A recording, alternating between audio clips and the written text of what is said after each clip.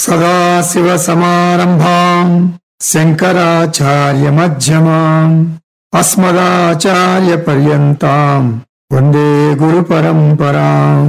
हरिः ओम्। श्रीगुरुभ्यो नमः। हरिः ओम्।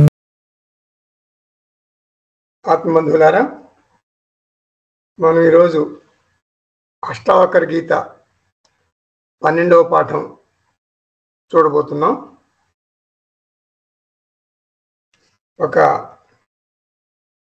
గురువుగారు ఒక హాల్లో బోధిస్తున్నారు. ఆ గురువుగారు రావటానికి ముందు అక్కడ బ్లాక్ బోర్డు మీద ఒక కొంటె శిష్యుడు ఇలా రాశాడు. ఏమని? భగవంతుడు ఎక్కడా లేడు, భగవంతుడు ఎక్కడా లేడు అంటే లేడు, ఎక్కడా లేడు. ఆ గురువుగారు వచ్చి ఇక పాఠం చెప్పడం మొదలు పెట్టాలి. వచ్చారు గురువుగారు, ఆ బ్లాక్ బోర్డు మీద ఆ శిష్యుడు రాసింది చూశారు. చూసి ఆ గురువుగారు దాన్ని డా అనేదాన్ని హ్రస్వం చేశారు. భగవంతుడు ఎక్కడ లేడు క్వశ్చన్ మార్క్ పెట్టారు. భగవంతుడు ఎక్కడా లేడు అని శిష్యుడు రాస్తే అదే సెంటెన్స్ని కొంచెం మార్పు చేసి డాకు దీర్ఘం ఇస్తే డా, దాన్ని హ్రస్వం డా పెట్టి భగవంతుడు ఎక్కడ లేడు అని క్వశ్చన్ మార్క్ పెట్టారు. అదే ఇంగ్లీష్లో కూడా పక్కన ఏం రాశారు? God is know where, God is know where, ఎక్కడా లేడు అని పక్కన రాసింది. ఆ ఇంగ్లీష్లో రాసిన దాన్ని ఏం చేశారు? ఆ WHERE ఆ డబ్ల్యూని తీసుకొచ్చి NOకి చేర్చారు. చేరిస్తే గాడ్ ఈజ్ నో వేర్ అనేది ఏమైపోయింది? ఆ డబ్ల్యూని NO పక్కన చేరిస్తే God is now here, God is now here. అలా ఇంగ్లీష్లో రాసిన దాన్ని మార్చారు, తెలుగులో రాసిన దాన్ని కూడా మార్చారు గురువు గారు. చాలా తెలివిగా ఆ కొంటె శిష్యుడికి సమాధానం చెప్పారు. అంటే ఏమిటంటే, ఆత్మబంధులారా, నీ దృష్టిని బట్టి సృష్టి ఉంటుంది, నీ దృష్టిని బట్టి సృష్టి ఉంటుంది. మనం అష్టావకర గీతలో కూడా చూసాం. 1వ అధ్యాయంలో 11వ శ్లోకంలో యా మతి సా గతి భవేత్, యా మతి సా గతి భవేత్ అని చూసాం. అంటే స్పష్టంగా చెప్పాలంటే యద్భావం తద్భవతి, యద్భావం తద్భవతి. దీనికే చాలా చాలా కోయిన్సిడెన్స్. ఇంగ్లీష్లో ఒక మాట ఉంది, ఆ మాటకు అర్థం నీ దృష్టికోణం, నీ దృక్పథం అని అర్థం. ఆ మాట పేరు యాటిట్యూడ్. Attitude, ATTITUDE, attitude. ఈ మాట తెలియని వాళ్ళు ఎవరు ఉండరు. ఆ విచిత్రం ఏంటంటే ఈ మాటకి కరెక్ట్గా యాటిట్యూడ్ అంటే ATTITUDE. ఇంగ్లీష్ అక్షరాలు మనం లెక్క పెట్టుకుంటే ఏ అంటే 1, డి ABCD అంటే 4, డి అంటే 4, ఈ అంటే 5, అలా లెక్క పెట్టుకుంటూ వస్తే ఏ 1, టి 20, టి 20, ఐ 9, ఎన్ని ఇక్కడ 50 అయినాయి. ATTI అంటే 1 + 20 + 20 + 9 50 అయింది ATTI. తర్వాత TUDE, టి 20, యు 21, డి 4, ఈ 5, ఇది ఒక 50. అంటే 100. అంటే 100% యాటిట్యూడ్లో ఏముంది? 100 ఉందన్నమాట. యాటిట్యూడ్ అనే మాటలో 100 ఉంది. ఇది కోయిన్సిడెన్స్. అంటే 100% నీ దృష్టిని బట్టి ఈ సృష్టి ఉంటుంది. నీ ఆధ్యాత్మిక జీవితం అంతా కూడా నీ దృష్టిని బట్టి ఉంటుంది, నువ్వు చూసే కోణాన్ని బట్టి ఉంటుంది, నీ దృక్పథాన్ని బట్టి ఉంటుంది. నీ జీవిత చక్రం, నీ జీవిత గమనం, నీ జీవితం, నీ ఆధ్యాత్మిక జీవితం కేవలం నీ యాటిట్యూడ్ని బట్టి ఉంటుంది అనేది మనం చెప్పదలుచుకున్నాం. నువ్వు మసిబొగ్గుగా ఉంటావా, కోహినూరు వజ్రంగా తయారవుతావా? మసిబొగ్గు, కోహినూరు వజ్రం ఎంత తేడా ఉందో చూడండి. కోహినూరు వజ్రం అంటే జ్ఞాని, మసిబొగ్గు అంటే అజ్ఞాని. ఇప్పుడు మసిబొగ్గులో ఉంది కార్బన్, ఒకటే. కార్బన్ అనేది ఒక ఎలిమెంట్. కోహినూరు వజ్రంలో ఉంది ఏంటి? కార్బన్. ఏం లేదు, ఇంకా కార్బన్ తప్ప మసిబొగ్గులో ఏమీ లేదు. ఆ కోహినూరు వజ్రంలో కార్బన్ తప్ప ఏమీ లేదు, ఓన్లీ కార్బన్, ఓన్లీ కార్బన్. కాబట్టి జ్ఞానిలోను అజ్ఞానిలోను భౌతికంగా శరీరం ఒకటే. తను మార్చుకున్నాడు, తన దృక్పథాన్ని మార్చుకున్నాడు, జ్ఞాని అయ్యాడు. దృక్పథాన్ని మార్చుకోలేదు, అజ్ఞానిగా మిగిలిపోయాడు. నీవు మసిబొగ్గుగా మిగిలిపోతావా, కోహినూరు వజ్రంగా మారుతావా? నీ ఇష్టం, నీ దృక్పథాన్ని బట్టి ఉంటుంది. అంటే కార్బన్ పరమాణువులు మసిబొగ్గులో ఉన్నాయి, కార్బన్ పరమాణువులే కోహినూరు వజ్రంలో కూడా ఉన్నాయి. ఈ కార్బన్ పరమాణువులు వాటి యొక్క అమరిక, ఆ పరమాణువుల అమరిక మార్చుకుని ఆ మసిబొగ్గులో నుండి అట్లా ఆ పరమాణువుల అమరిక మార్చుకోవటం ద్వారా కోహినూరు వజ్రంలాగా తయారైంది. ఎనాలిసిస్ చేస్తే దాంట్లో ఉండేది కార్బనే, దీంట్లో ఉండేది కార్బనే. కాబట్టి నీవు ఉద్ధరించుకుని ఆత్మజ్ఞానం పొందాలి. ఎలా పొందాలి? జీవ జగత్ ఈశ్వర అనేటటువంటి స్థితి నుంచి కొంచెం ఎదిగి, ఇంకా కొంచెం ఎదిగి ఆత్మ అనాత్మ స్థితికి వచ్చి జ్ఞానం పొందాలి, ఆత్మజ్ఞానం పొందాలి. అది నువ్వే చేయాలి. నీ దృక్పథం మార్చుకోవాలి, నీ యాటిట్యూడ్ మార్చుకోవాలి. కాబట్టి ఆత్మబంధువులారా, ప్రయత్నపూర్వకంగా పాము కుబుసం విడిచినట్లు జీవ జగత్ ఈశ్వర స్థితిని మీరు వదిలిపెట్టండి. ఆత్మ అనాత్మ సిద్ధాంతాన్ని పట్టుకోండి. ముహూర్తాలు చూడవద్దు, ముందుకు అడిగేయండి. ప్రపంచంలో చీకటి ఉందని శోకించొద్దు. మీ చుట్టూ బాగా పెద్ద కాంతి వలయం ఉంది. మీ బ్రతుకు శాంతి నిలయం అవుతుంది. నా మాట నమ్మండి. దాసోహం అనే పాత అలవాటు పోవాలి. దాసః అహం, ఇది వద్దు, ఇది పాత అలవాటు మీకు పోవాలి, అది పూర్తిగా పోవాలి. సోహం అహం సహా అనే కొత్త అలవాటు రావాలి. ఇదే మన జీవిత గమ్యం, ఇదే మన జీవిత లక్ష్యం. మనిషికి ఉన్న ఏకైక ఎజెండా శుభం భూయాత్ విజయోస్తు. ఇలా మనను మనం తీర్చిదిద్దుకుని ఆత్మజ్ఞానం పొందాలి అని అష్టావక్ర మహర్షి మనకి చెప్తున్నారు. కిందటి క్లాస్లో మనం 18వ శ్లోకం కొంచెం చూసాం.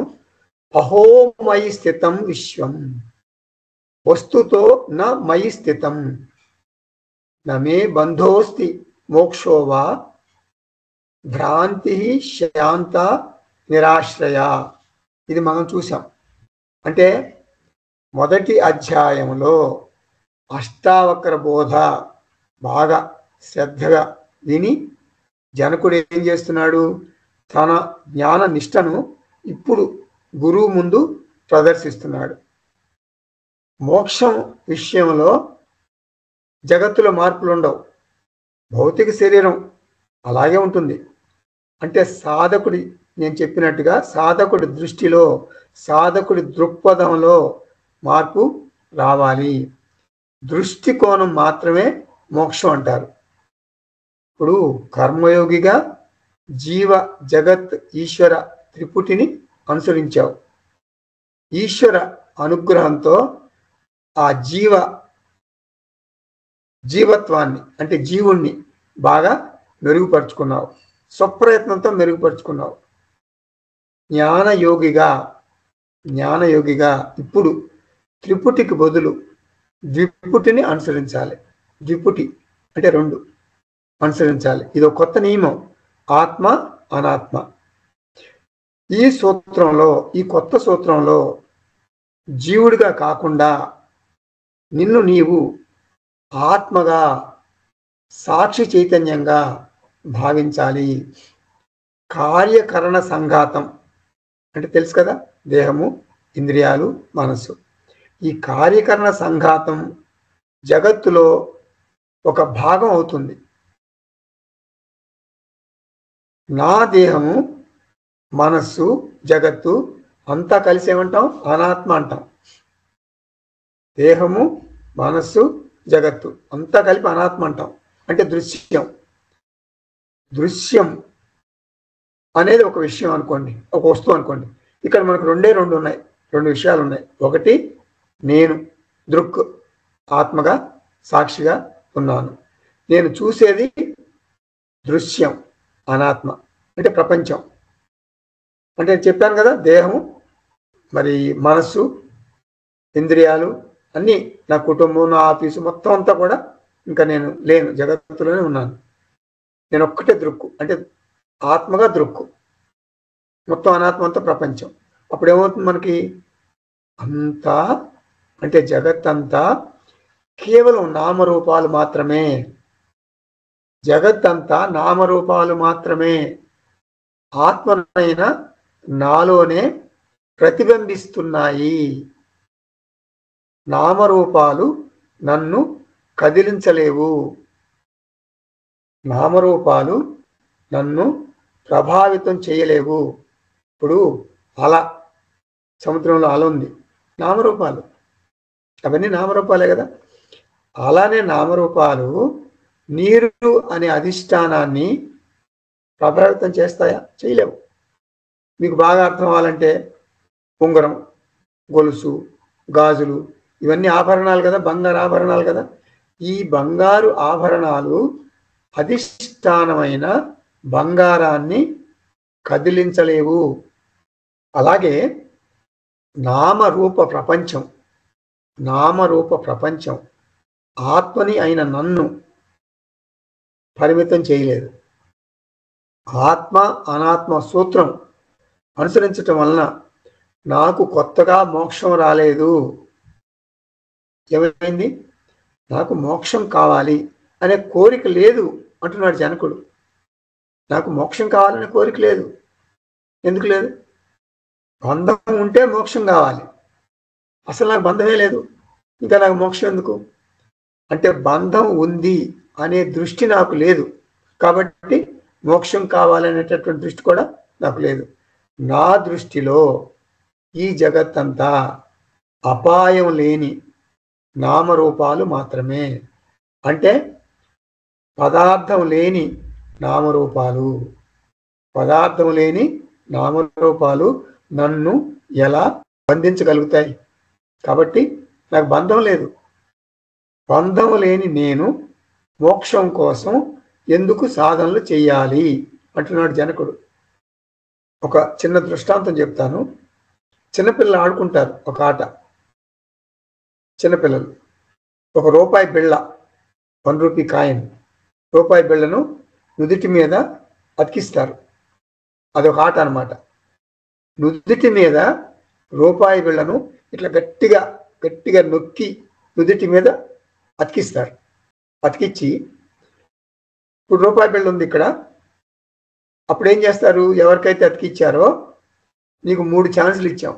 ఇట్లా బాగా తల బాగా ముందుకు ఊపి నీ నుదుటి మీద ఉన్నటువంటి రూపాయి బిళ్ళను కింద పడేయాలి.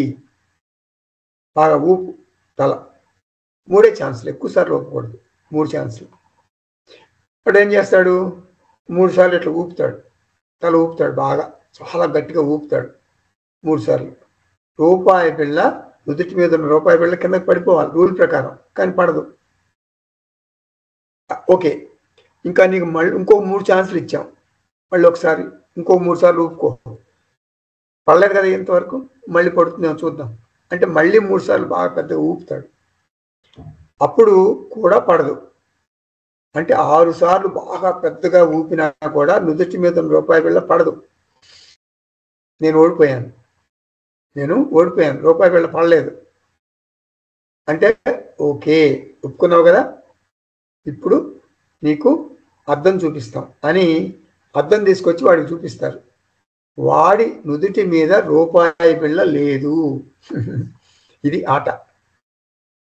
వాడి నుదుటి మీద రూపాయి బిళ్ళ ఉంటే కదా పట్టడానికి, నుదుటి మీద లేదు.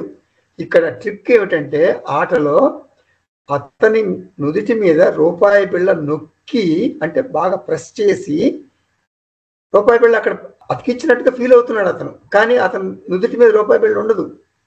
బాగా ప్రెస్ చేయగానే ఆ పిల్లడికి మాత్రం తన నుదుటి మీద రూపాయి బిళ్ళ ఉందనే భ్రమ కలుగుతుంది, కానీ నిజానికి రూపాయి బిళ్ళ అతికించలేదు వాళ్ళు. కాబట్టి అద్దం చూపించగానే నుదుటి మీద రూపాయి బిళ్ళ లేదనేది స్పష్టంగా తెలుస్తుంది. అంటే నొక్కినప్పుడు రూపాయి బిళ్ళ అతుక్కుని ఉంది అని అనిపిస్తుంది అన్నమాట, నిజానికి లేదు. నిజంగా వాళ్ళు అతికించరు కూడా. బాలుడు నుదుటి మీద లేని రూపాయి బిళ్ళ నుండి, వినండి జాగ్రత్తగా, నుదుటి మీద లేని రూపాయి బిళ్ళ నుండి స్వేచ్ఛ పొందాలని విశ్వ ప్రయత్నం చేస్తాడు. ఎందుకు? ఆ రూపాయి కాయిన్ మోక్షం కోసం సాధన చేస్తాడు. అష్టావక్ర మహర్షి అంటారు, జీవుడు ఈ బాలుల్లాగానే లేని బంధం ఉందనుకుని, రూపాయి బిళ్ళ ఉందనుకుని లేని బంధం తొలగించుకోవాలని, మోక్షం పొందాలని విశ్వ ప్రయత్నం చేస్తున్నాడు. 10 సంవత్సరాలు, 20 సంవత్సరాలు, 30 సంవత్సరాలు ఎన్నో రకాలైన తీవ్రమైన సాధనలు చేస్తున్నాడు జీవుడు. సంసారం నుండి బయట పడలేకపోతున్నాడు. జనకుడు ఏమంటున్నాడు? నా అజ్ఞానాన్ని అంగీకరించాను అంటున్నాడు. అజ్ఞానం తొలగటమే ఆత్మజ్ఞానం. మూర్ఖత్వం లేకపోతే అజ్ఞానం అంటే ఏమిటి? అజ్ఞానం అంటే ఏమిటి? లేని రూపాయి బిళ్ళను ఇట్లా విదిల్చి కింద పడవేయాలని ప్రయత్నించటం. లేని రూపాయి బిళ్ళను తల బాగా విదిల్చి కింద పడేయాలని ప్రయత్నించడం, అది అజ్ఞానం, అదే మూర్ఖత్వం. లేని సంసారాన్ని వదిలించుకోవాలి, మోక్షం కావాలి అని ప్రయత్నించటం. నమే బంధోస్తి, నమే బంధ అస్తి. ఆత్మగా నేను అపాయం లేని నామరూపాలను మాత్రమే, అపాయం లేని నేను ఆత్మని, ఆత్మగా నేను అపాయం లేని నామరూపాలు మాత్రమే నేను అనుభవిస్తున్నాను. నా వినోదం కోసం, నా ఎంటర్టైన్మెంట్ కోసం నామరూపాల జగత్తును ఒక డ్రామా లాగా, ఒక సినిమా లాగా ఏమి ఒత్తిడి లేకుండా చూస్తున్నాను. కాబట్టి మే మోక్ష వా నాస్తి. ఎందుకని నాకు బంధమోక్షాలు లేవు? ఎందుకని లేవు నాకు బంధమోక్షాలు? భ్రాంతి శాంత, శ్లోకంలో ఉంది ఈ మాట. భ్రాంతి శాంత అంటే జీవ జగత్ ఈశ్వర అనే త్రిపుటి వల్లనే నాకు భ్రమ కలిగింది, భ్రాంతి కలిగింది. భౌతిక దృష్టితో జగత్తును చూశాను, వ్యవహారిక దృష్టితో ఈ ప్రపంచంతో మమేకమయ్యాను. త్రిపుటి దృష్టిని భ్రాంతి అంటారు. త్రిపుటిగా నాకు మోక్షం రాదు. ఈశ్వరుడు కూడా మోక్షాన్ని ఇవ్వలేడు. ఈశ్వరుడు జీవుడికి కొన్ని పుణ్యపాపాల నుండి విముక్తి ప్రసాదించగలడు, అంతేకాని ప్రారబ్ధపు పుణ్య పాప మూటలను తొలగించలేడు. ఈ సాధనలన్నీ కూడా మానవ జన్మకే పరిమితం. ఇప్పుడు మన ఆయుష్ 100 ఏళ్ళు, 50 ఏళ్ళు నిద్రపోతాం, ఇంకో 100 ఏళ్ళు బతికామనుకుంటే ఇంకో 50 సంవత్సరాలు. ఈ 50 సంవత్సరాల్లో మనం ఎంత పాపం తొలగించుకుంటాం? మన ప్రారంభం పాపం ఎంత తొలగించుకుంటాం? మోక్షం ఎప్పుడు పొందుతాం? మన సంచిత కర్మల్లో ఇంకెంత పాపం ఉంది? ఎప్పుడు పొందుతాం మనం మోక్షం ఎప్పుడు పొందుతాం? మోక్షం అంటే ముక్తి.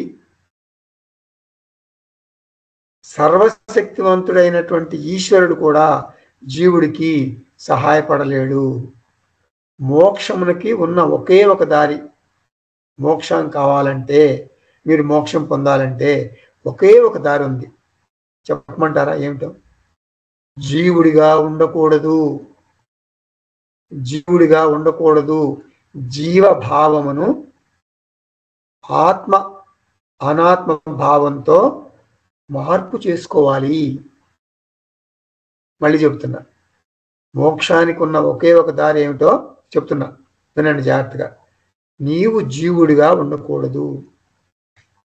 జీవభావాన్ని ఆత్మ అనాత్మ భావంతో మార్పు చేసుకో. ఇదే భ్రాంతి శాంతి అంటారు. నిరాశ్రయ అంటే ఏంటి? నిరాశ్రయ అంటే భ్రాంతికి ఆశ్రయం లేదు, భ్రాంతికి స్థానం లేదు. అజ్ఞానము భ్రాంతికి నిలయము. అజ్ఞానం తొలగితే శాంతి. సత్యం ఏమిటి? ఏమిటి సత్యం?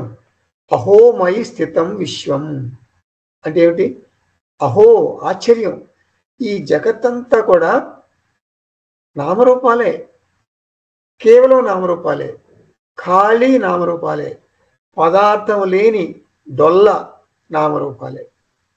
ఆత్మనైన నా మీద ఆరోపించబడిన అందమైన నామ రూపాత్మకం ఈ జగత్తు.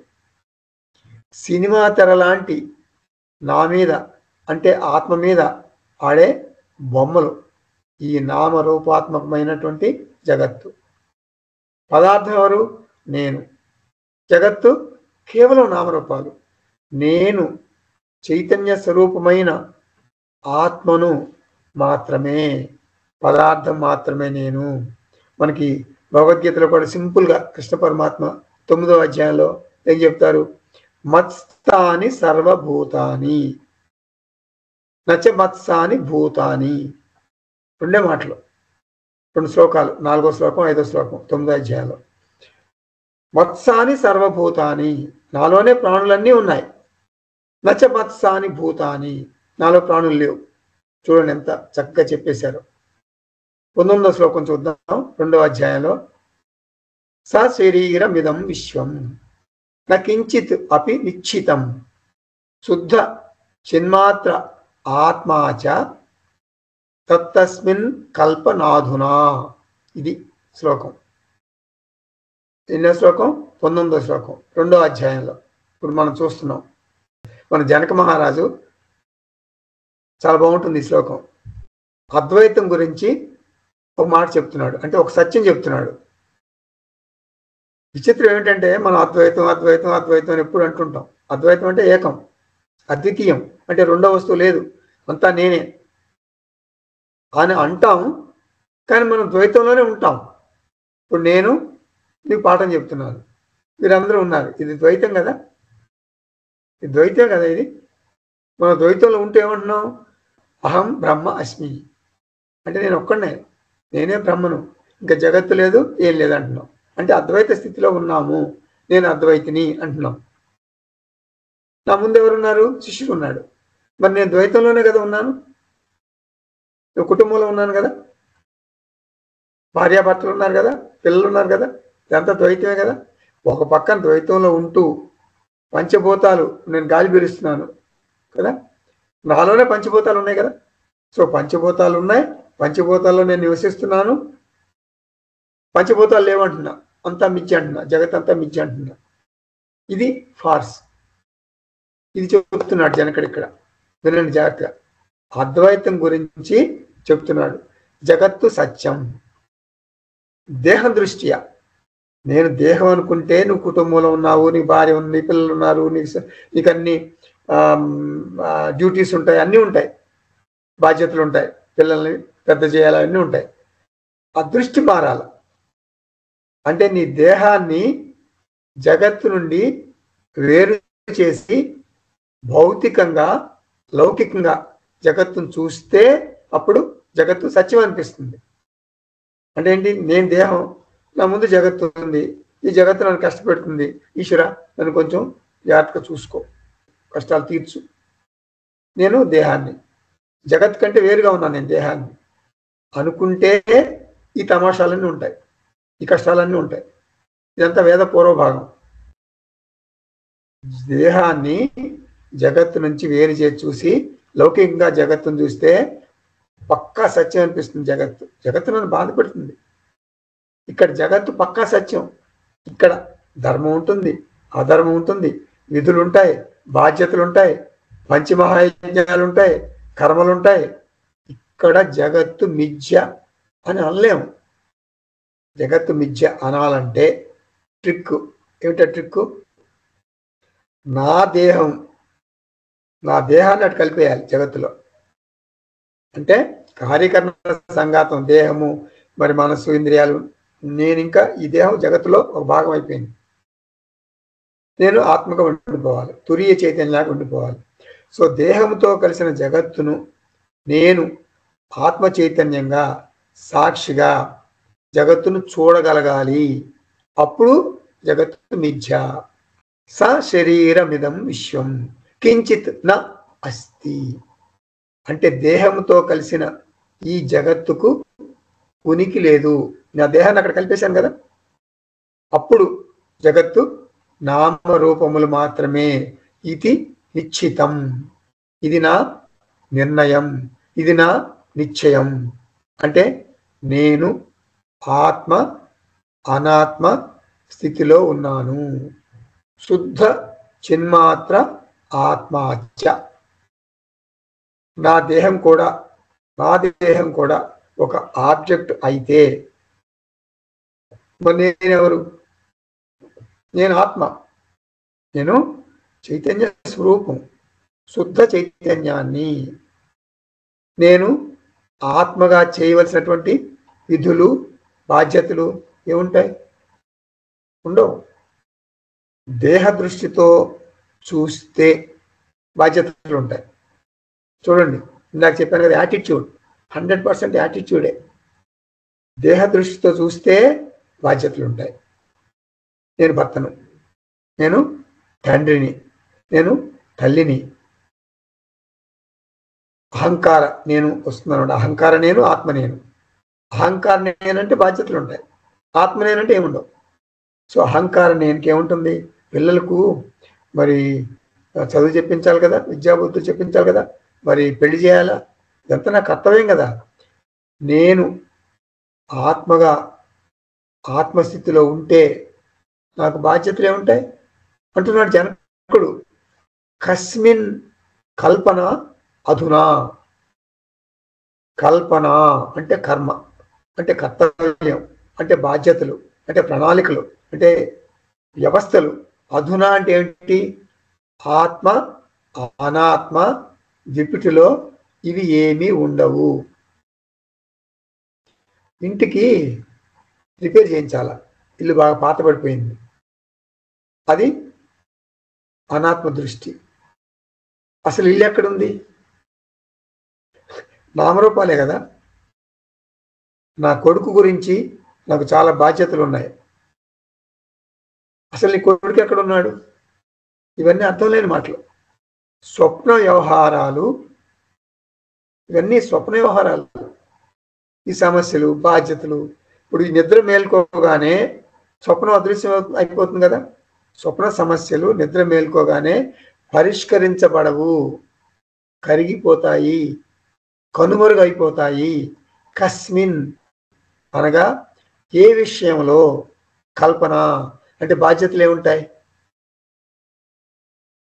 ఆత్మ అనాత్మ స్థితికి వచ్చిన తర్వాత జీవుడి పాత్ర ఒక వేషం అనిపిస్తుంది. ఆత్మబంధువులారా, మీరు గుర్తుపెట్టుకోండి, మీరు బాధ్యతల నుంచి తప్పించుకోవటం లేదు, మీ కర్తవ్యాల నుంచి తప్పించుకోవటం లేదు. మీరు జీవ జగత్ ఈశ్వర ఫార్మాట్ నుండి ఆత్మనాత్మ ఫార్మాట్కి వచ్చి ఒక ఈజీ చైర్లో ఒక లేజీ ఫెలో లాగా కూర్చుని కాళ్ళు చాపుకుని ఏ పని చేయకుండా టైంకి కాఫీ తాగి, టైంకి టిఫిన్ చేసి, టైంకి భోజనం చేసి, టైంకి నిద్రపోయి అలా ఉండమంటలేదు. మీ దృష్టి మారింది. బాధ్యతలన్నీ ఉంటాయి, కానీ బాధ్యతల బరువులు మీకు అనిపించవు, బాధ్యతలు బరువుగా అనిపించవు. అది గుర్తుపెట్టుకోండి. ఆత్మనాత్మ ఫార్మాట్కి రాగానే ఇంకా నేను వచ్చేసాను, ఆత్మనాత్మ ఫార్మాట్కి నాకు జ్ఞానం వచ్చేసింది అని ఒక మూల కూర్చోమని ఉద్దేశం కాదు శాస్త్రం చెప్పేది, అది కాదు. అపార్థం చేసుకోవద్దు శాస్త్రాన్ని. ఆత్మ అనాత్మ స్థితికి వచ్చిన తర్వాత జీవుడు బాధ్యతలన్నీ కూడా, జీవుడి పాత్ర ఒక ఒక ఒక ఒక వేషం అనిపిస్తుంది. జీవుడి విధులు, జీవుడి బాధ్యతలు అనేది నన్ను కదిలించలేవు. నేను ఆత్మస్థితిలో ఉన్నాను కదా, అవన్నీ నాటకీయంగా జరుగుతాయి. నాటకంలోని పాత్రలు వ్యక్తిని బాధించలేవు కదా. ఆత్మ అనాత్మ స్థితికి చేరుకోకపోతే బాధ్యతలు చాలా బరువు అనిపిస్తాయి. జనకుడు ఏమంటున్నాడు, నేను మహారాజుని కాదు, నాకు రాజకార్యాలు కూడా ఏం లేవు, నాకు బాధ్యతలు లేవు, కర్తవ్యాలు లేవు, ఆత్మస్థితిలో ఉన్నాను నేను అంటున్నాడు. జనక మహారాజే అలా అనుకున్నప్పుడు, జనక మహారాజు మంచిగా రాజ్యం పరిపాలిస్తున్నాడు, ఆత్మనాత్మ స్థితిలో ఉండి మంచిగా లేజీ ఫెలోలా పడుకోలేదు, యుద్ధాలు చేస్తున్నాడు, పని చేయొద్దని అంటం లేదు. ఆ దృక్పథం మార్చుకోండి అంటున్నాం శాస్త్రం. 20వ శ్లోకం చూద్దాం. శరీరం స్వర్గ నరకౌ బంధ మోక్షౌ భయం తథా కల్పనా మాత్రమే వై తత్ కిం మే కార్యం చిదాత్మనః. ఇది 20వ శ్లోకం. ఇప్పుడు నేను ఆనంద స్వరూపుణ్ణి, సచ్చిదానంద స్వరూపుణ్ణి, నాకు ఈ శరీరాదులతో ఏం సంబంధం? సత్యానికి మిథ్యకి ఏమైనా సంబంధం ఉంటుందా? ఉండదు. ఇప్పుడు నాటకం, ఈ మిథ్యా నాటకం ఎలా జరుగుతుందో చెప్తున్నాడు జనకుడు. దేహంతో తాదాత్మ్యం చెంది నామరూప శరీరమును తనదిగా భావిస్తున్నాడు జీవుడు. అప్పుడు తనదిగా దేహాన్ని భావిస్తే ఏమవుతుంది? స్వర్గ సౌఖ్యాలు అంటే నాకు స్వర్గం కావాలి, నేను పుణ్యాలు చేయాలి, స్వర్గ సౌఖ్యాలు పొందాలనే ఉపలాటం. ఎందుకంటే నరకం వద్దు నాకు, నరకంలో కష్టాలు ఉంటాయి, స్వర్గంలో సుఖాలు ఉంటాయి, ఇవన్నీ ఉంటాయి, స్వర్గ సౌఖ్యాలు పొందాలి నేను అనే ఉపలాటం ఉంటుంది. నేను నరకం వద్దు, స్వర్గంలో సమస్యలు ఉండవు అనుకుంటాడు. శాస్త్రం ఏం చెబుతుంది? అది తాత్కాలికం. స్వర్గంలో సమస్యలు ఉండవు, కరెక్టే, నువ్వు స్వర్గానికి వెళ్తావు, ఎంతకాలం ఉంటావు? పుణ్యం అయిపోగానే చీనే పుణ్యే మర్త్యలోకం విశంతి, మళ్ళా భూలోకానికి వస్తావు. భూలోకంలో ఏం చేస్తున్నావు? నా దేహం చాలా ఆరోగ్యంగా ఉంది, చాలా బాగున్నాను, మంచి బలంగా ఉన్నాను, పటిష్టంగా ఉన్నాను అంటున్నావు, నిజమే. మరి వృద్ధాప్యంలో ఏమవుతుంది? వృద్ధాప్యంలో నీ దేహం అలా ఉండదు కదా. వృద్ధాప్యంలో మన అనారోగ్య సమస్యలు వస్తాయి కదా, బంధం, మోక్షం, వీటి గురించి ఆలోచిస్తాడు. అంటే జీవ జగత్ ఈశ్వర అనేటటువంటి త్రిపుటిలో ఇవన్నీ తప్పవు. శరీరం నేననుకుంటే శరీర దృష్ట్యా ఇవన్నీ ఉంటాయి. శరీరం అంటే ఈ దేహం, ఈ శరీరం స్వర్గ నరకౌ, స్వర్గములు నరకములు. బంధ మోక్షౌ అంటే బంధము ముక్తి. భయం నిరంతరం ఉంటుంది, అభద్రతా భావన నిరంతరం ఉంటుంది. మరి శరీరానికి ఎప్పుడు భద్రత లేదు. శరీరం దేశాన్ని బట్టి ఉంటుంది, కాలాన్ని బట్టి ఉంటుంది, ప్రారంధాన్ని బట్టి ఉంటుంది. ఈ మూడు ఎవరి శరీరం అయినా సరే, అమెరికా అధ్యక్షుడి శరీరం అయినా సరే, మన మన ఇండియా అధ్యక్షుడి శరీరం అయినా సరే, ప్రైమ్ మినిస్టర్ శరీరం అయినా సరే, ఎవరి శరీరం అయినా సరే, దేశము కాలము, ప్రారంభం. ఈ మూటికి లోబడి ఉంటుంది ఏ శరీరమైనా సరే. ఇప్పుడు మన ఇండియాలో చలికాలం, ఆస్ట్రేలియాలో అది వేసవికాలం. కాబట్టి దేశం క్లైమేట్ని బట్టి ఉంటుంది కదా మన ఆరోగ్యం అన్ని. వృద్ధాప్యంలో మనకు మరణ భయం ఎక్కువ ఉంటుంది. కాబట్టి దేహం దృష్ట్యా మనకు భద్రత లేదు, కల్పన మాత్రం అని భావించు. అదే పరిష్కారం. ఏతత్ కల్పన. కల్పన అంటే ఏంటి? కేవలం నామరూపాలు. కల్పన అంటే కేవలం నామరూపాలు మాత్రమే, పదార్థము లేని నామరూపాత్మకం జగత్. వరల్డ్, WORLD, వరల్డ్ లో ఎల్ తీసే, WORL తీసేస్తే వర్డ్, WORD. వరల్డ్ అంటే అది ఒక వర్డ్ మాత్రమే. వర్డ్ నిన్నేం చేస్తుంది? ఏం చేయలేదు. పదార్థం ఉంటే కదా. కాబట్టి ప్రపంచము అంటే కొన్ని మాటలు అంతే. వరల్డ్ ఈజ్ వర్డ్ అంతే, పదార్థం లేని వర్డ్స్. వరల్డ్ అంటే ఎలా మారుస్తావు? ఎలా మార్చాలి జగత్తుని? ఆత్మ అనాత్మ వివేకం అనుసరించటం ద్వారా మాత్రమే జగత్తు మిథ్యగా చెప్పటం సాధ్యమవుతుంది. సన్యాసం అంటే కాషాయ వస్త్రం కట్టడం కాదు. సన్యాసం అంటే జీవ జగత్ ఈశ్వర అనేటటువంటి స్థితి నుండి కొత్తగా దీనికి రావాలి. అంటే ఆ జీవ జగత్ ఈశ్వర త్యజించేసి విడిచిపెట్టేసి ఆ త్రిపుటికి బదులు ఆత్మ అనాత్మ అనే ద్విపుటికి రావాలి. ఇది సన్యాసం. ఇదే పరిష్కారం. అంటే ఆ ఫార్మాట్ చేంజ్ చేయటమే సన్యాసం. అది కొత్త నిర్వచనం అన్నమాట సన్యాసానికి. త్రిపుటికి బదులు అంటే జీవ జగత్ ఈశ్వరకి బదులు ఆత్మనాత్మకి రావటం. ఇది ఒకటే పరిష్కారం. అంటే భయం పోవటానికి ఒకసారి ఆత్మ అనాత్మ అర్థమైతే జీవితంలో నీ భయాలు, నీ ఆందోళనలు మాయమైపోతాయి.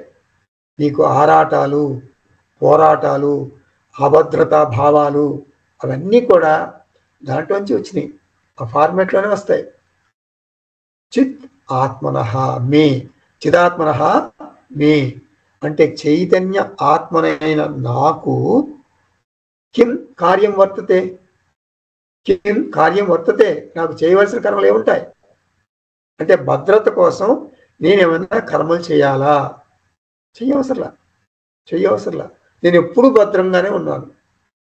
అది స్థితి. 21వ శ్లోకం చూద్దాం. అహో జన సమూహేపి న ద్వైతం పశ్యతో మమ అరణ్యమేవ సంవృత్తం రతిం కరవాణ్యహం. చాలా తమాషాగా ఉంటుంది శ్లోకం.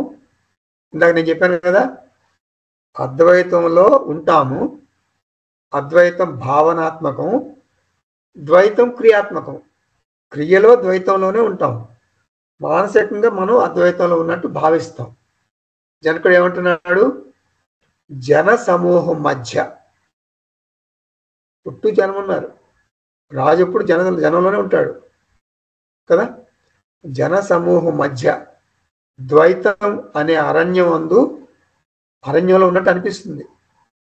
అయినా వారి యందు నాకు వ్యామోహం లేదు, అంత మిథ్య అని తెలుసుకున్నాను. అంటే అద్వైతంలో ద్వైత అనుభవాల్ని మనం తిరస్కరించటం లేదు.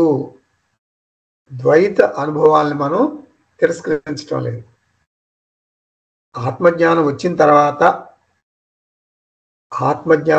తర్వాత మనం జ్ఞానం అయిన తర్వాత ఏం చేస్తాం? మనం ద్వైతంలోనే ఉంటాం. ఆత్మజ్ఞానం వచ్చిన తర్వాత మనం ట్రాఫిక్ జామ్లో ఉంటే, బాబు నాకు ఆత్మజ్ఞానం వచ్చింది కొంచెం అని అందరూ దారి ఇవ్వండి అంటే ఎవరు అందరు ట్రాఫిక్ జామ్లో ఉంటే ట్రాఫిక్ జామ్లోనే ఉంటాం. మరి సిగ్నల్స్ ఫాలో అవుతాం. రెడ్ సిగ్నల్ వస్తే ఆపుతాం మన కారు.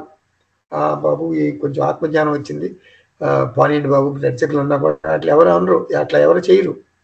సో ద్వైతంలో ఉంటాము, పక్కా ద్వైతంలో ఉంటాము, అందరిలాగానే బిహేవ్ చేస్తాము. మానసికంగా మన దృష్టి మారుతుంది. సూర్యుడు ఎప్పట్లాగానే ఉదయిస్తాడు, జ్ఞానికి వేరే రకం సూర్యుడు ఉండడు, జగత్తు అలాగే కొనసాగుతుంది. అయితే ఆత్మబంధువులారా, జ్ఞానం వేరు, అనుభవం వేరు. అద్వైతం ద్వైతం పరస్పర విరుద్ధంగా ఉంటాయి. ఇప్పుడు మనం రోజు న్యూస్ పేపర్లో సూర్యోదయము ఇదిగో టైము, సూర్యాస్తమయము ఇదిగో ఈ టైము అని రాస్తారు. అది జ్ఞానం వచ్చిన తర్వాత మన కళ్ళతో మనం చదువుతాం, పేపర్ చదువుతాం కదా. ఇప్పుడు మనం ఏమనుకుంటాం, జ్ఞానం ఏమనుకుంటాడు, నిజానికి సూర్యుడు ఉదయించడు, అస్తమించడు. అది వాస్తవం కదా. సూర్యుడు ఎప్పుడు ఉదయించడు, ఎప్పుడు అస్తమించడు. భూమి సూర్యుని చుట్టూ పరిభ్రమించటం వల్ల మనము అలా సూర్యోదయం అయినట్టు సూర్యాస్తమైనట్టు అనుభూతి చెందుతున్నాము. ఇది వాస్తవం. భూమి సూర్యుని చుట్టూ 67,000 మైళ్ళు పర్ అవర్ అనమాట. ఒక అవర్కి 67,000 మైల్స్ పర్ అవర్. భూమి అంత ఎంత వేగం చూడండి, మనం ఊహించలేము, అంత వేగంగా తిరుగుతుంది. కానీ మనకేమనిపిస్తుంది, భూమి అట్లా తిరుగుతుందా? భూమి స్టాటిక్గా ఉందన్నమాట, స్థిరంగా ఉన్నట్టు అనిపిస్తుంది. కదలికలు ఉండవు భూమిలో. మనకు కదలికలు ఉంటే మనం కింద పడిపోతాం కదా. సో కదలికలు లేవు అని మనకు అనిపిస్తుంది, మనం కింద పట్టలేదు కాబట్టి, స్థిరంగా ఉన్నాం కాబట్టి. భూమి స్థిరంగా ఉన్నట్లు మనకు అనిపిస్తుంది, భూమి ఫ్లాట్గా ఉన్నట్టు అనిపిస్తుంది. నిజానికి భూమి ఎట్లా ఉంటుంది, గుండ్రంగా ఉంటుంది. దైనందిన జీవితంలోని మన నిజ జీవితంలోని మన అనుభవాలు మన జ్ఞాన నిష్టను భంగపరచలేవు. భావనలో మనకు అద్వైతం ఉంటుంది, క్రియలో ద్వైతం ఉంటుంది. జ్ఞాని చెల్లించడు. నేహ నానాస్తి కించన, నేహ నానాస్తి కించన జన సమూహే అపి. నేను జనం మధ్యలో ఉన్నప్పటికీ, అంటే ద్వైతంలో ఉన్నా కూడా నా భావనలో అద్వైతమే ఉంటుంది. సూర్యోదయం చూస్తాను, అది నిజం కాదు అని మనసులో అనుకుంటాను. ద్వైతాన్ని ఒక పక్క కళ్ళతో చూస్తూ కూడా అద్వైతమే సత్యము అనుకుంటాను. మన సనాతన ధర్మంలో, మన హిందూ మతంలో చాలామంది, చాలా వ్యవస్థలు అద్వైతాన్ని ఒప్పుకోవు. అద్వైతం ప్రకారం ఏకం ఉండాలి. మరి గురువు ఉంటాడు, శిష్యులు ఉంటారు. ఇదేమిటి, ఏ అద్భుతం, ఇదే ఆశ్చర్యం. అహో అంటున్నాడు జనకుడు. నేను నా కళ్ళతో చూసినా కూడా ద్వైతం నిజం కాదు. నా కళ్ళతో నేను ద్వైతాన్ని చూసినా కూడా అది నిజం కాదు, అద్వైతమే సత్యం. అరణ్యం ఇవ సంవృత్తం. నేను జనారణ్యంలో ఉన్నా కూడా ఏకాంతంగా ఒక ఆశ్రమంలో ఉన్నట్లుగా భావిస్తాను. అరణ్యంలో నేను ఒక్కడనే ఉంటాను, ఏకాంతంలో. ఇది అద్వైతం. ఎంతో మంది జనంతో నేను వ్యవహారం చేస్తుంటాను. క్వారతిం కరవారణ్యహం. ఇప్పుడు నేను షాపింగ్కి ఎక్కడికి వెళ్ళాలి, ఎందుకు వెళ్ళాలి, నేను ఎందుకు వెళ్ళాలి, విషయ సుఖాల కోసం వెళ్ళాలి, వెళ్తే అంతే కదా. నా దగ్గర ఆత్మానందం ఉంది, ఆత్మరతిలో ఉంటాను. విషయ సుఖాల కోసం బాహ్యంలో పరుగులు పెట్టాల్సిన అవసరం నాకు లేదు. మోక్షం అంటే ఏమిటి? మోక్షం అంటే ఏమిటి? షాపింగ్ నుండి స్వేచ్ఛ. అంటే ఆనందం కోసం నేను బయటకు వెళ్ళి వెతకాల్సిన అవసరం లేదు. 22వ శ్లోకం చూద్దాం. నాహం దేహో నమే దేహ జీవో నాహమహం హి చిత్. నాహం దేహో నమే దేహ జీవో నాహమహం హి చిత్. అయమేవ హి మే బంధ ఆసీద్య జీవితే స్పృహ. నేను చైతన్య స్వరూపుణ్ణి, నేను దేహం కాదు. అంటే అహంకారానికి సాక్షిని. నేను అకర్త, నేను అభోక్త. ఆత్మదృష్టితో, నేను ఆత్మదృష్టితో చూస్తే నాకు మోక్షం లేదు. ఎందుకు మోక్షం లేదంటున్నాను? నేను నిత్యముక్త ఆత్మ కాబట్టి. సూక్ష్మ శరీరం దృష్టితో మనకి స్థూల సూక్ష్మ కారణ శరీరాలు ఉన్నాయని మనకు తెలుసు కదా. శరీర త్రయం. సూక్ష్మ శరీరం అంటే ఏంటి? సూక్ష్మ శరీరం అంటే మనం మనస్సు అనుకుంటాం, అంటే రఫ్గా చెప్పాలంటే. కానీ సూక్ష్మ శరీరం అంటే ఏంటి మీకు అందరికీ తెలుసు కదా. ఇదేమో ఒక ఇల్లు, ఒక రెసిడెన్స్ అనమాట. స్థూల శరీరం ఒక రెసిడెన్స్, ఒక ఇల్లు. ఇంట్లో కిటికీలు, అద్దాలు, మరి గదులు అన్నీ ఉంటాయి. ఇది అంతే, దీని పని ఏం లేదు. ఇంకా ఇది ఒక ఇల్లు.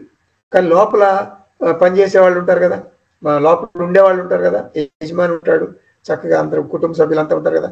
ఆ కుటుంబ సభ్యులంతా ఇల్లును వాడుకుంటారు. వాళ్ళు ఎవరు? కుటుంబ సభ్యులు ఎవరు? సూక్ష్మ శరీరం అంటే మనస్సు. అంటే మనసు, బుద్ధి, చిత్తం, అహంకారం. తర్వాత జ్ఞానేంద్రియాలు, చెవి, చర్మం, కన్ను, నాలుక, ముక్కు, ఇది జ్ఞానేంద్రియాలు. కర్మేంద్రియాలు, మన వాక్కు, మన చేతులు, కాళ్ళు, మరి ఆర్గాను, అవన్నీ కూడా కర్మేంద్రియాలు. మరి పంచ ప్రాణాలు. సో పంచ ప్రాణాలు 5, జ్ఞానేంద్రియాలు 5, కర్మేంద్రియాలు 5, 15. ఇది ఒక 4. మనసు, బుద్ధి, చిత్తం, అహంకారం. ఈ పొందుందే పనిచేసేది ఇయే.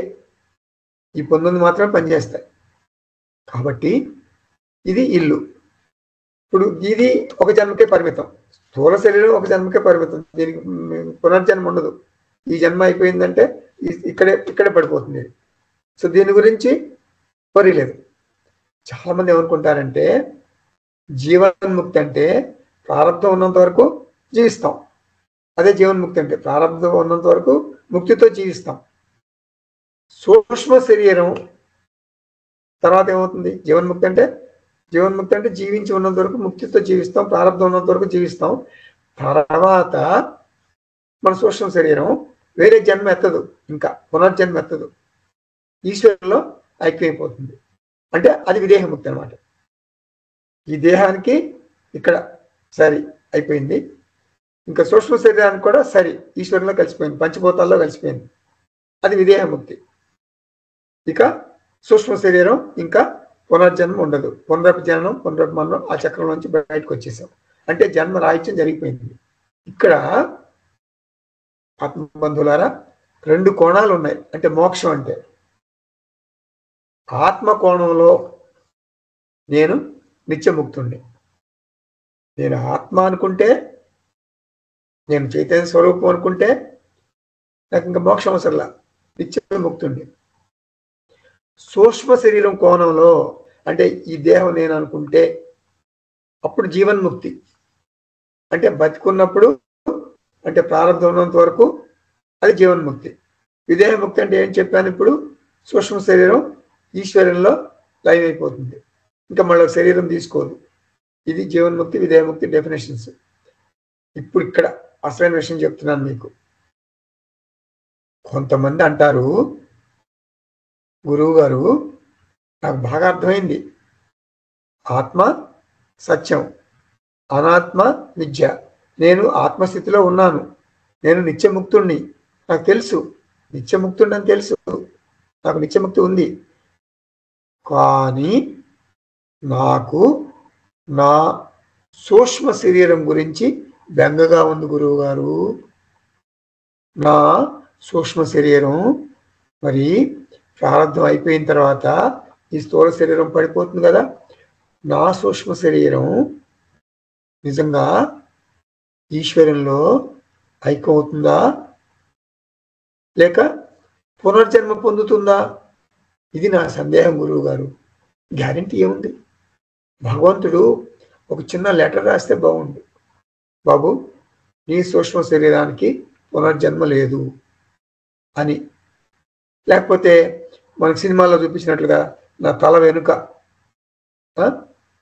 వెనుక ఒక పెద్ద ప్రకాశం కావాలి, ఆరా చూపించి అప్పుడు భగవంతుడు అయిపోయిన చూపించాలి. అప్పుడు నాకు నమ్ముతా నాకు సూక్ష్మ శరీరం ఇంకా పునర్జన్మ లేదని. This is non sense. ఒకవేళ నీ తల వెనుక ప్రకాశం ఉందని నీకు అనిపిస్తే వెంటనే నువ్వు ఐ డాక్టర్ దగ్గరికి వెళ్ళాలి, కంటి డాక్టర్కి చూపించాలి. అలాంటి అద్భుతాలు ఏమీ జరగవు.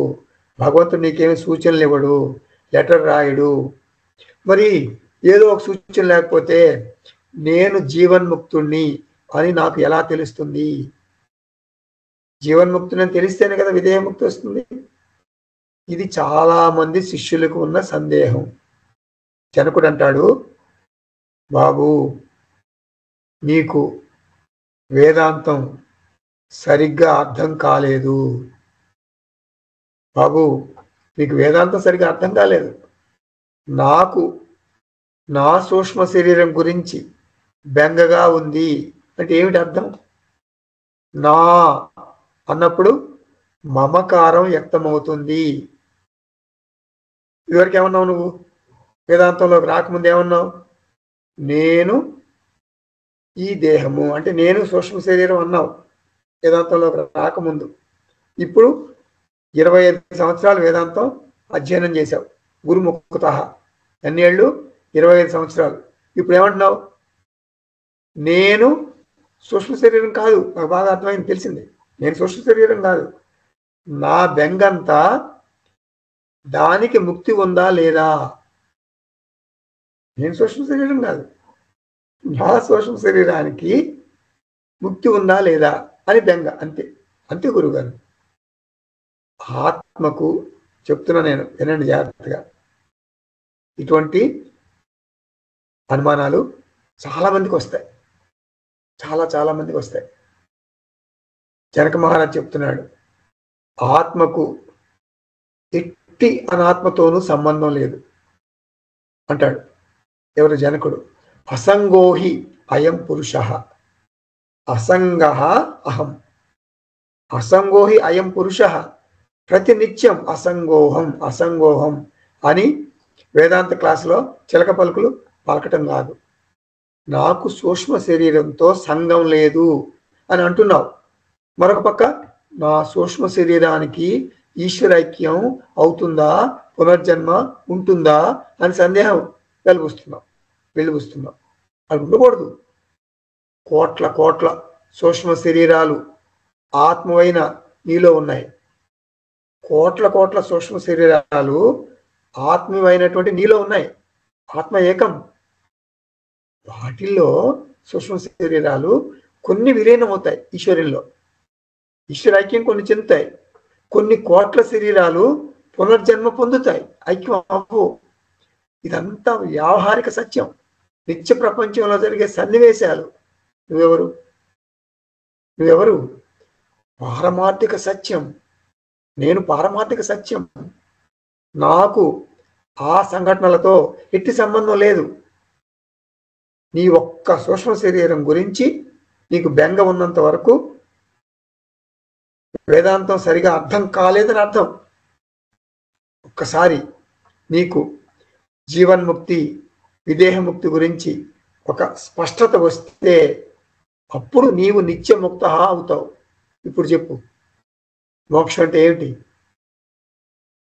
జీవన్ముక్తి, విదేహముక్తి, వీటి గురించి ఆందోళన లేకపోవటమే మోక్షం. మళ్ళీ చెప్పు, మోక్షం అంటే ఏమిటి? జీవన్ముక్తి, విదేహముక్తి గురించి ఆందోళన లేకపోవటమే మోక్షం. మరి గురుగారు జీవన్ముక్తి, విదేహముక్తి ఏమిటి సార్ ఇవన్నీ? ఆత్మబంధువులారా, జీవన్ముక్తి, విదేహముక్తి అనే మాటలు నిన్ను వేదాంతం వైపుకి ఆకర్షించటానికి ప్రయోగించిన మాటలు. అదొక అడ్వర్టైజ్మెంట్, అదొక వాణిజ్య ప్రకటన. నిజానికి నిజానికి వేదాంతం చెప్పేది ఏమిటి? నేను నిత్య ముక్త ఆత్మ. ఒక ప్రత్యేకమైన సూక్ష్మ శరీరం గురించి బెంగ పెట్టుకోని అవసరం లేదు. అహం నిత్యముక్త, నాహం దేహ, నేను దేహం కాదు అంటున్నాడు జనకుడు. ఇక్కడ దేహం అంటే శరీరత్రయం. నమే దేహ, నాకు ఎటువంటి సూక్ష్మ శరీరంతోనూ సంబంధం లేదు, సంగం లేదు. నా అహం జీవ, నేను జీవుని కాదు, అల్పజీవిని కాదు. నేను ఒక ప్రత్యేకమైన స్థూల సూక్ష్మ కారణ శరీరాలు కలిగి ఉన్నటువంటి అహంకారం కాదు. నాకు అసలు ప్రత్యేకమైన వ్యక్తిత్వం లేదు. నేను మనిషిని కాదు, నేను ఒక వ్యక్తిని కాదు.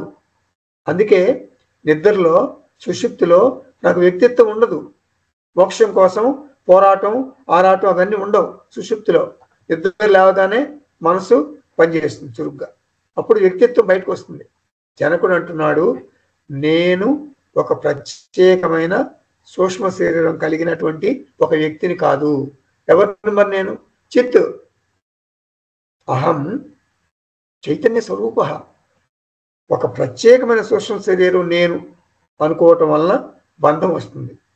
మరి వృద్ధాప్యంలో నాకు ఎవరు ఆశ్రయంగా ఉంటారు అనే బెంగ వస్తుంది. నాకు ఎటువంటి మరణం వస్తుంది, పుసుక్కుని పోవాలి అంటారు చాలా మంది. అంటే తప్పని చచ్చిపోవాలి, అట్లా తల పక్కకు వాల్చేయాలి, మంచంలో ఎక్కువ రోజులు ఉండకూడదు. ఇవన్నీ అనుకుంటాం. మరణం తర్వాత స్వర్గం వస్తుందా నరకం వస్తుందా? జీవుడి ప్రయాణం ఎటువైపు వెళ్తుంది? నా పిల్లలు మరి నాకు శాతకర్మలు చేస్తారో లేదో. చాలామంది దానికోసం కొంత ధనాన్ని అక్కడ పెట్టుకుంటారు, దాన సంస్కారాలకి. పిల్లల మీద నమ్మకం లేక దాచిపెట్టుకుంటారు ఉత్తర క్రియలకి. అస్సలు నా సూక్ష్మ శరీరం పునర్జన్మలో ఎటువంటి దేహాన్ని తీసుకుంటుంది? ఎంత బెంగ! ఒక ప్రత్యేకమైన శరీరంతో సంగం వల్ల బెంగ వల్ల ఇదంతా జరుగుతుంది. నాకు ఈ జన్మలో జీవుడి ప్రయాణం గురించి బెంగ, మరణం తర్వాత జీవుడి ప్రయాణం గురించి ఆందోళన. జీవితే స్పృహ అంటున్నాడు జనకుడు. స్పృహ అంటే ఆందోళన, ఆదుర్ద, అది రాగం. అంటే భవిష్యత్తు గురించి భయం. నా కుటుంబ జీవితం, నా ఆఫీసు జీవితం, సాంఘిక జీవితం, ఇవన్నీ నాకు కొరడా దెబ్బలనిచ్చి నిరంతరం బాధలకు గురి చేస్తున్నాయి. నేను స్థూల శరీరం కోసం బెంగ పెట్టుకుంటే అది జన్మతో సరి. భౌతిక శరీరానికి పునర్జన్మ ఉండదు. సూక్ష్మ శరీరమే నేను అనుకుంటే ఈ జన్మ పునర్జన్మల గురించి ఆందోళన ఉంటుంది. ఈ ఆందోళననే మనం సంసారం అంటాం. ఇదే బంధం. జీవితే స్పృహ. జీవితం అంటే అస్తవ్యస్త ఆలోచనలతో మనసు నింపుకోవటం. సూక్ష్మ శరీరం ప్రత్యేకంగా ఆందోళన దాని గురించి. వేదాంత అధ్యయనం ముగిసిన తర్వాత కూడా ఈ ఆందోళన అలాగే ఉంటుంది. తరచుగా మెడిటేషన్ చేస్తాడు, ధ్యానం చేస్తాడు. ఏంటి? నేను ఆత్మ, ఆత్మ నిత్యముక్త అని అర్థమైంది. కానీ నా బెంగంతా నా సూక్ష్మ శరీరానికి జన్మ రాహిత్యం జరుగుతుందా లేక పునర్జన్మ ఉంటుందా? అంతే. ఏంటి దీని అర్థం?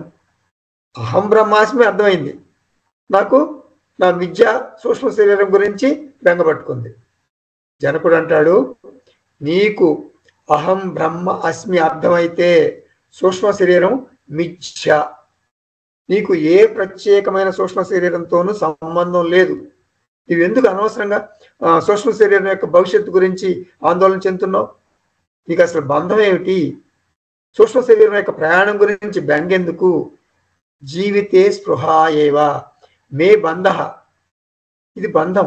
జనకుడు అంటున్నాడు, నాకు ఇది వరలో ఈ బెంగలు ఉండేవి, కానీ అష్టావక్ర గీత బోధ విన్న తర్వాత నాలో ఈ బెంగలన్నీ పోయాయి. ఈ వక్రాలు, వంకరలు, వికారాలు, అపోహలు అన్నీ మాయమైపోయాయి. కాబట్టి నేను పూర్తిగా విశ్రాంతిగా ఉన్నాను, ఒత్తిడి లేదు, హాయిగా ఉన్నాను అని జనకుడు అంటున్నాడు. ఓం తత్సత్. సర్వం శ్రీకృష్ణార్పణమస్తు. ఓం పూర్ణమదః పూర్ణమిదం పూర్ణాత్ పూర్ణముదచ్యతే పూర్ణస్య పూర్ణమాదాయ పూర్ణమేవావశిష్యతే. ఓం శాంతి శాంతి శాంతి. హరి ఓం. శ్రీ గురుభ్యో నమః. హరి ఓం.